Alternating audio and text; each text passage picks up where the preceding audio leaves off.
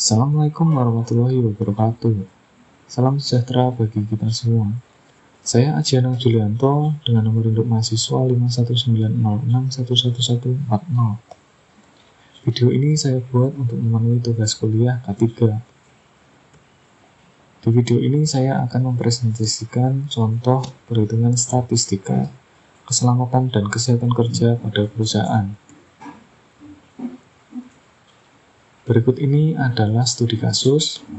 Diketahui total jam kerja perusahaan tahun 2019 adalah 130.000 jam. Selama 1 tahun telah terjadi kecelakaan kerja sebanyak 40 kali.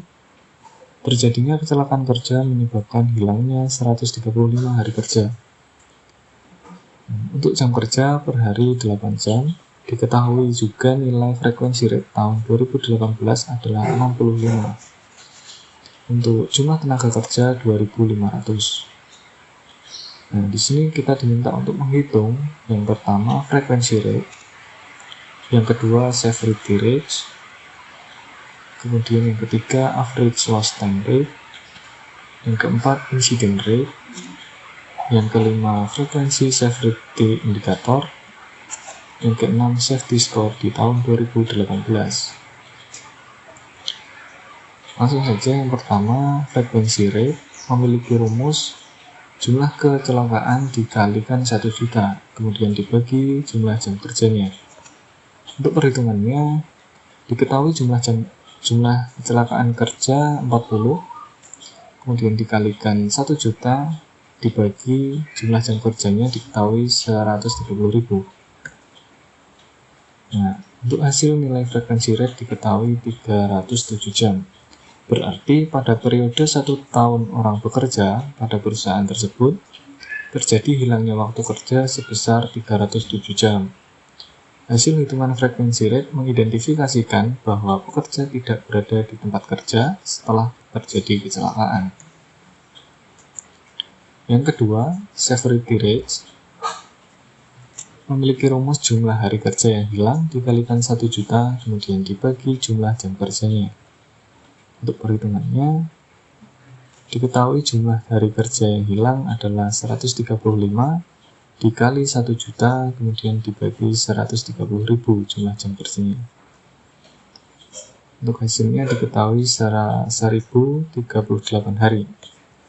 Hasil hitungan severity di atas menyatakan bahwa kurun waktu 1 tahun terjadi hilangnya waktu kerja sebesar 1.308 hari per 1 juta jam kerja karyawan.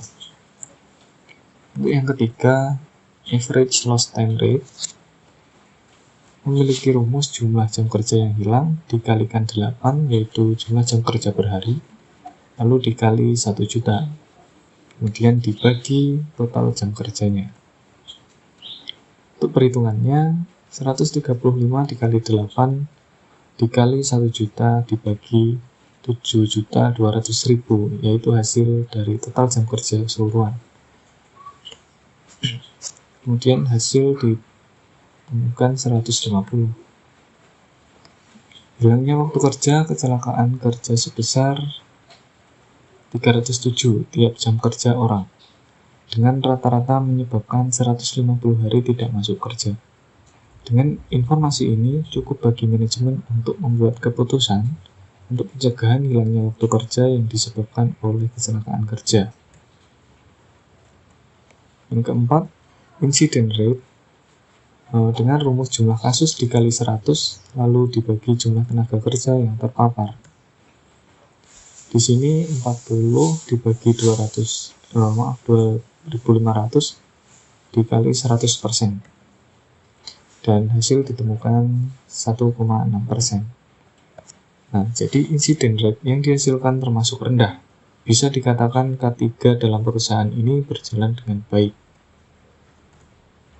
Lalu yang kelima, frekuensi severity indicator.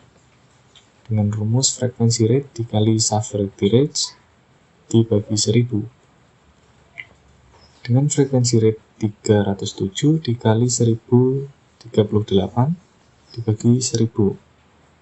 Dengan hasil 318 kali.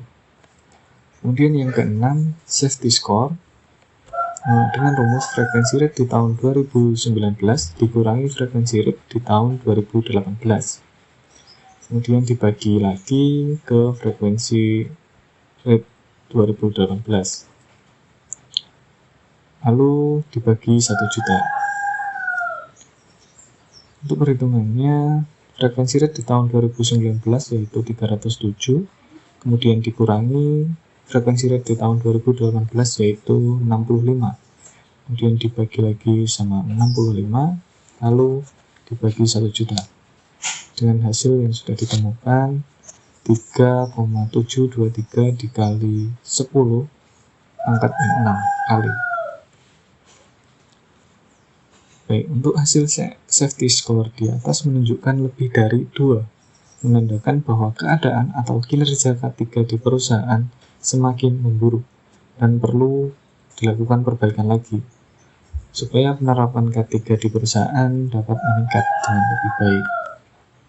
Nah, untuk upaya pengendalian kecelakaan kerja, dengan program K3, sasaran Zero Accident yang disusun oleh pengelola perusahaan terdiri dari program identifikasi dan penilaian dampak kegiatan, melaksanakan safety inspection, safety talk, rekondisi dan melengkapi rambu norma K3, pengelolaan dan penyediaan alat pelindung diri APD, melakukan penilaian implementasi L5R, kemudian kegiatan pengamanan peralatan logout dan tagout, dan sertifikasi peralatan pabrik.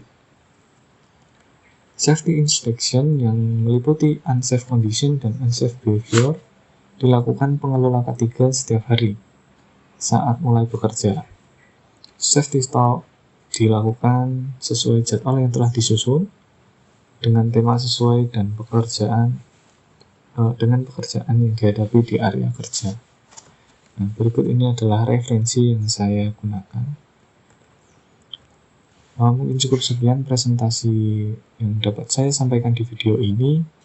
Ada kurangnya mohon maaf, ada kesalahan kata yang mungkin kurang berkenan dalam penyampaian di video ini, saya mohon maaf. Terima kasih. Wassalamualaikum warahmatullahi wabarakatuh.